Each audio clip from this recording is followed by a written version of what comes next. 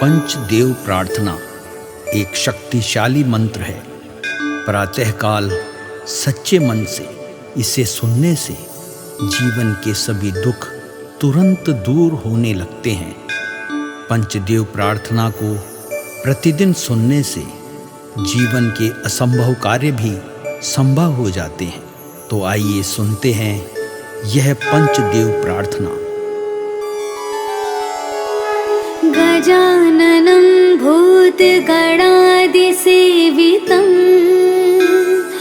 कपित्थजम्बूफलचारुभक्षणम् उमासुतं शोकविनाशकारकम् नमामि विघ्नेश्वर पादपङ्कजम्। कर्पूरगौरं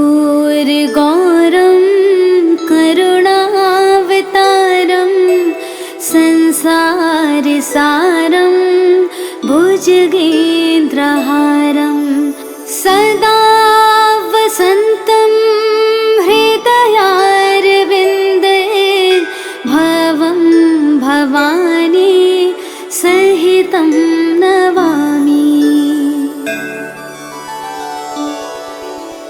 शान्ताकारं भुजगशयनं पद्मनाभं सुरेशं विश्वाधारं गगनसदृशं मेघवर्णं शुभांगं लक्ष्मीकान्तं कमलनयनं योगिभिर्ध्यानगम्यं वन्दे विष्णु भवभयहरं सर्वलोकैकनाथम्।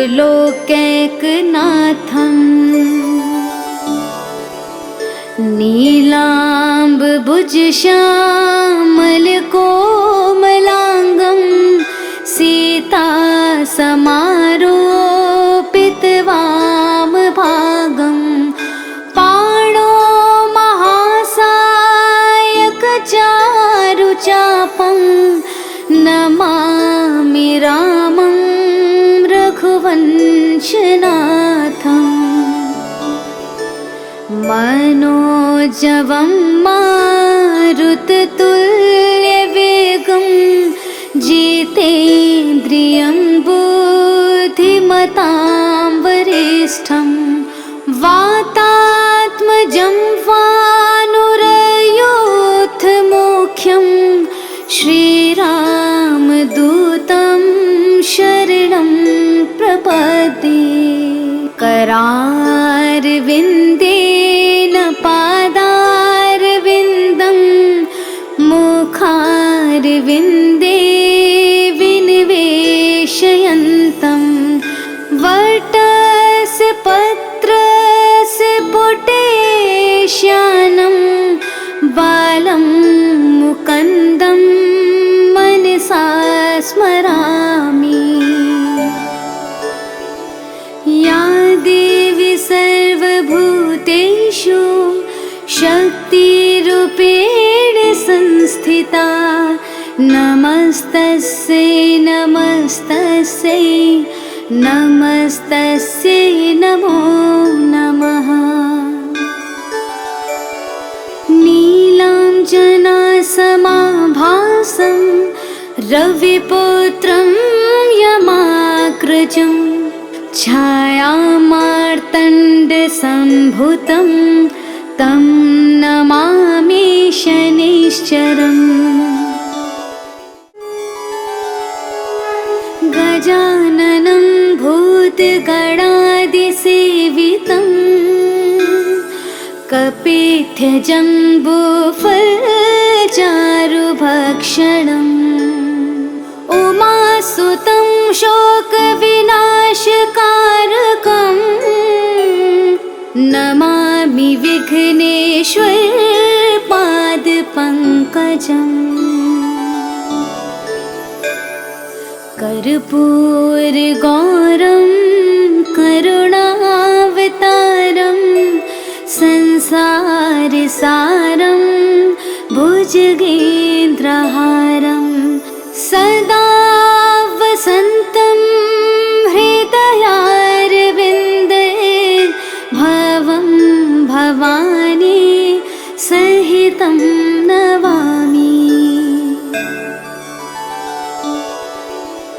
शान्ताकारं भुजगशयनं पद्मनाभं सुरेशं विश्वाधारं गगनसदृशं मेघवर्णं शुभांगं लक्ष्मीकान्तं कमलनयनं योगिभिर्ध्यानगम्यं वन्दे विष्णु भवभयहरं सर्वलोकैकनाथम्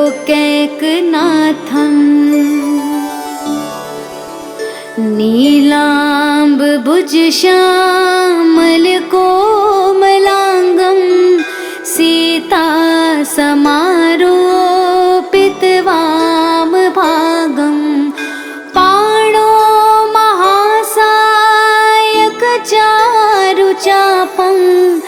नमामि रामं रघुवंशनाथम् मनोजवं मारुततुल्यवेगं जितेन्द्रियं बुद्धिमतां वरिष्ठं वातात्मजं वानुरयोधमुख्यं श्रीरामदूतं शरणं प्रपद्ये करारविन्देन पादारविन्दं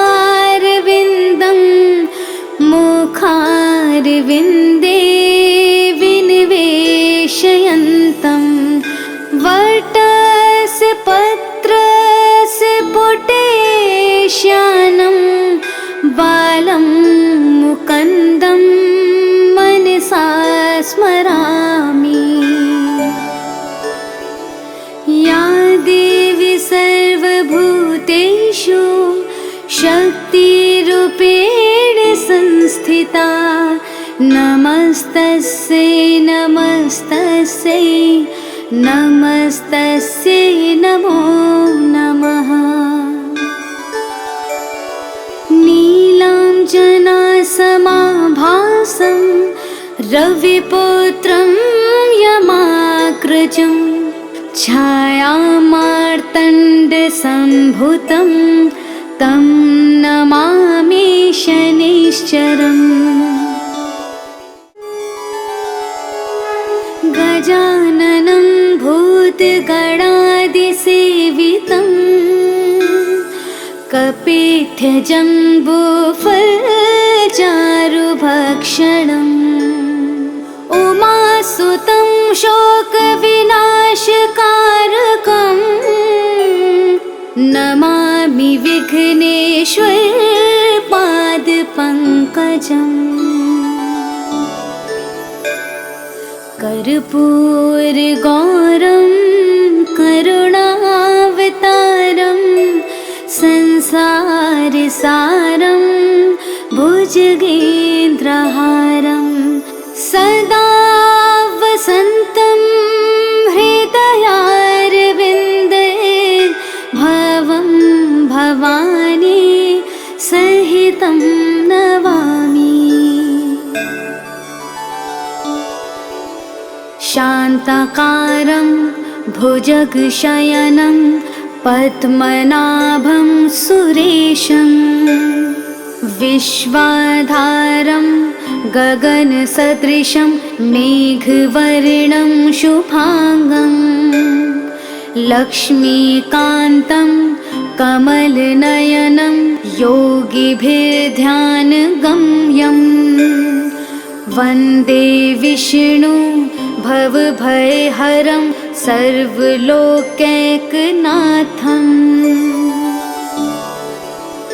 नीलाम्बुजश्यामलकोमलाङ्गं सीतासमारोपितवामभागं पाणो महासायकचारुचापं नमामि रामं रघुवंशनाथम्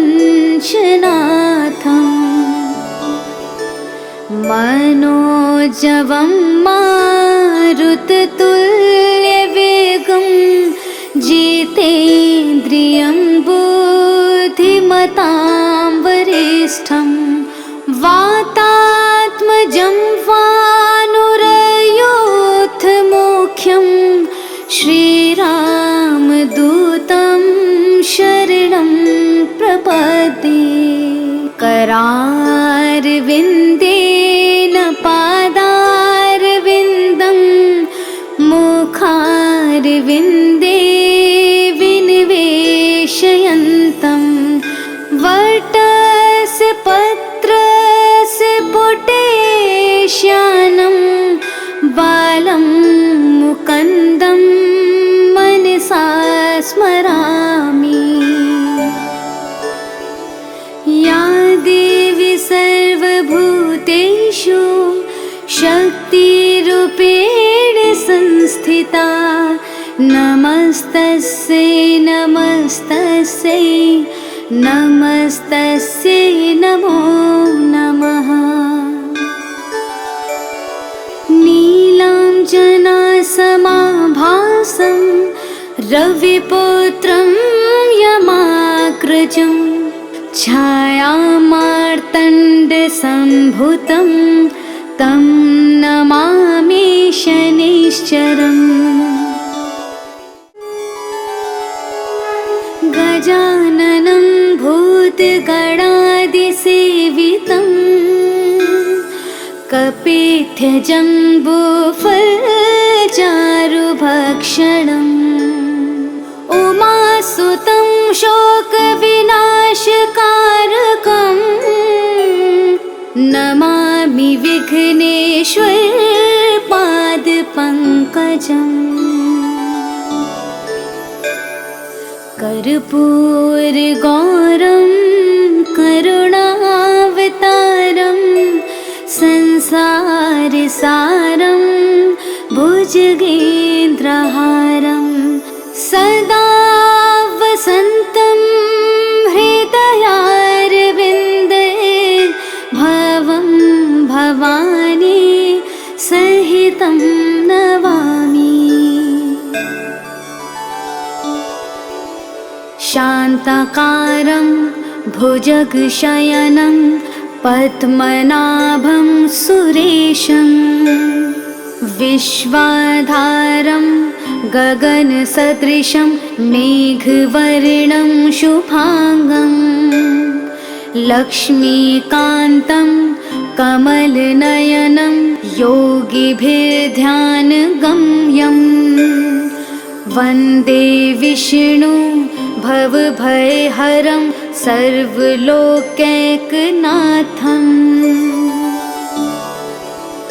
नीलाम्बुजश्यामलकोमलाङ्गं सीतासमारोपितवामभागं पाणो महासायकचारुचापं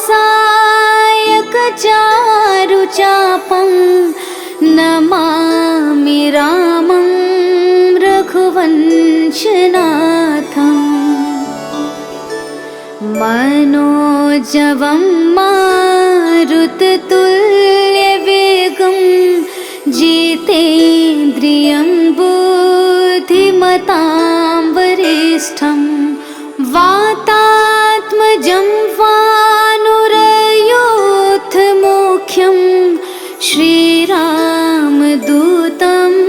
शरणं प्रपद्ये। करारविन्देन पादारविन्दं मुखारविन्दे विनिवेशयन्तं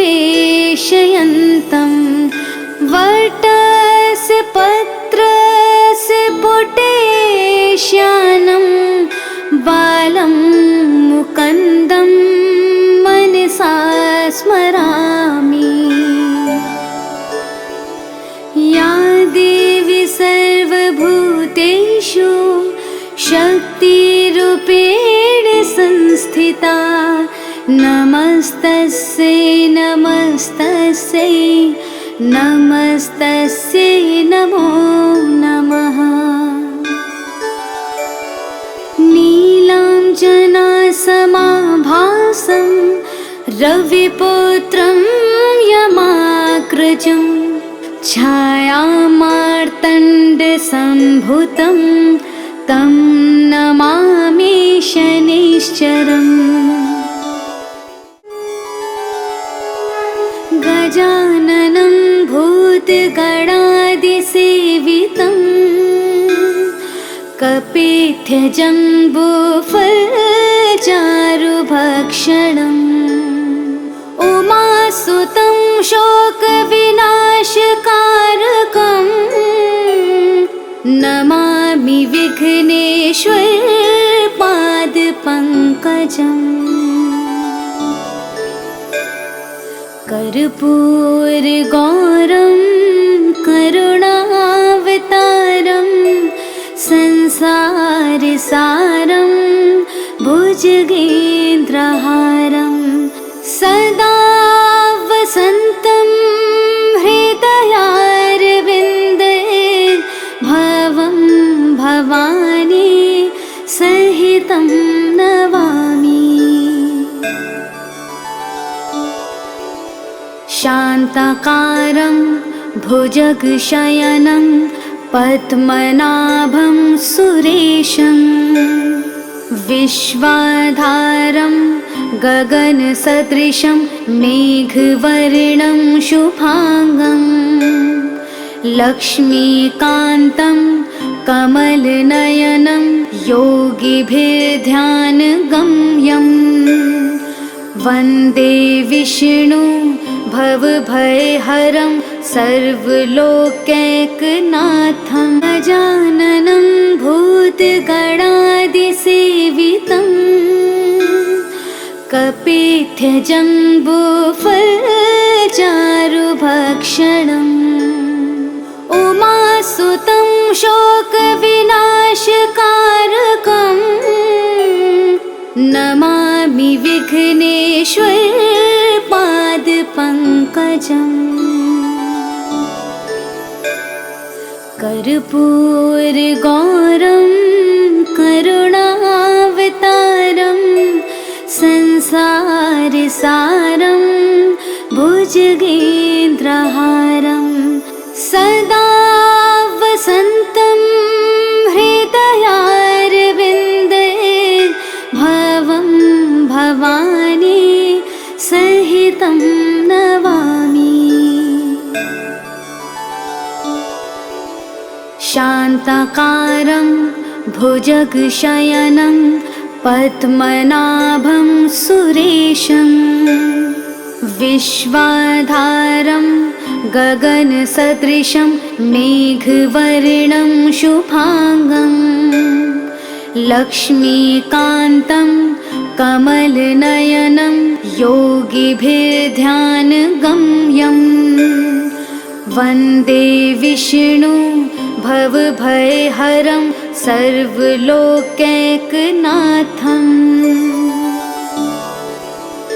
नीलाम्बुजश्यामलकोमलाङ्गं सीतासमारोपितवामभागं पाणो महासायकचारुचापं नमामि रामं रघुवंशनाथम्।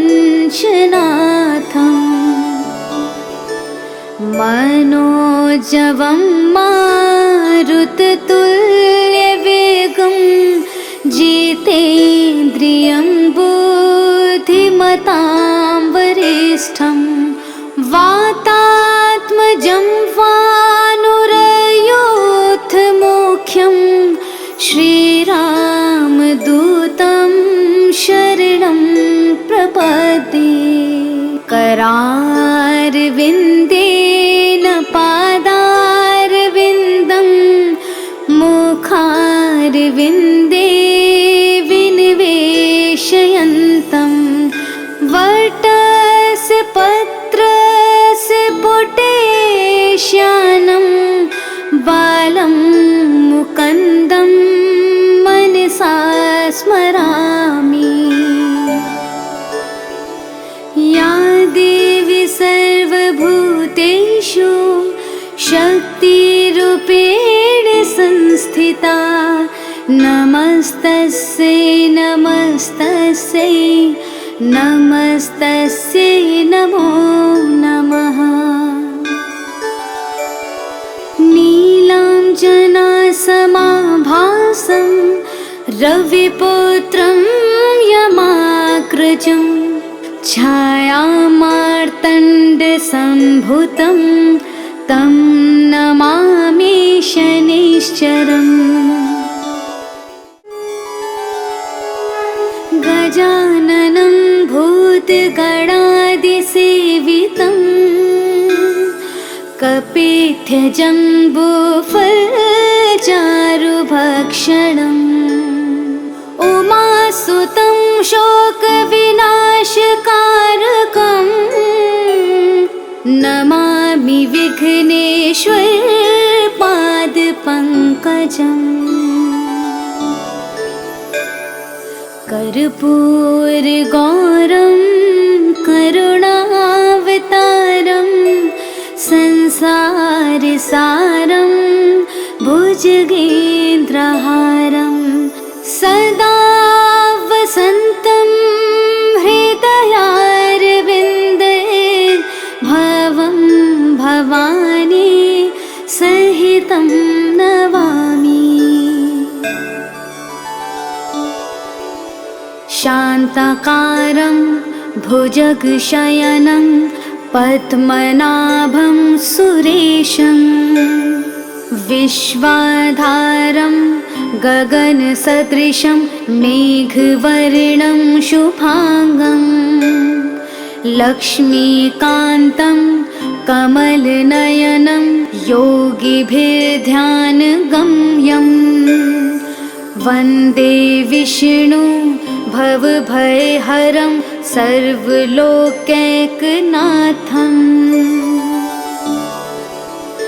नीलाम्बुजश्यामलकोमलाङ्गं सीतासमारोपितवामभागं पाणो महासायकचारुचापं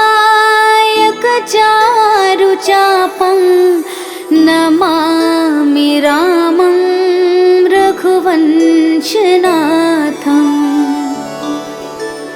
मनोजवं मारुततुल्यवेगं जितेन्द्रियं बुद्धिमतां वरिष्ठं वातात्मजं वानुरयोधमुख्यं श्रीरामदूतं शरणं प्रपद्ये। करारविन्देन पादारविन्दं मुखारविन्दे विनिवेशयन्तं वटस्य पत्रस्य पुटेश्यानं बालं मुकुन्दं मनसा स्मरामि। या देवी सर्वभूतेषु शक्तिरूपेण संस्थिता नमस्तस्यै नमस्तस्यै नमस्तस्यै नमो नमः। नीलाञ्जनासमाभासं रविपुत्रं यमाग्रजं छायामार्तण्डसम्भुतं तं नमामि शनैश्चरम्। गजाननं भूतगणादिसेवितं कपित्थजम्बूफलचारुभक्षणम् उमासुतं शोकविनाशकारकं नमामि विघ्नेश्वरपादपङ्कजम्। कर्पूरगौरं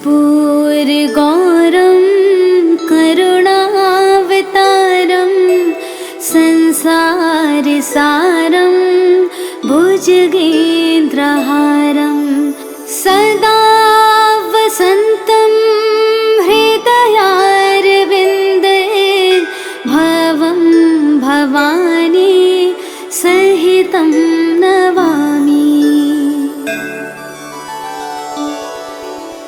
शान्ताकारं भुजगशयनं पद्मनाभं सुरेशं विश्वाधारं गगनसदृशं मेघवर्णं शुभांगं लक्ष्मीकान्तं कमलनयनं योगिभिर्ध्यानगम्यं वन्दे विष्णु भवभयहरं सर्वलोकैकनाथम्। नीलाम्बुजश्यामलकोमलाङ्गं सीतासमारोपितवामभागं पाणो महासायकचारुचापं नमामि रामं रघुवंशनाथम्। मनोजवं मारुततुल्यवेगं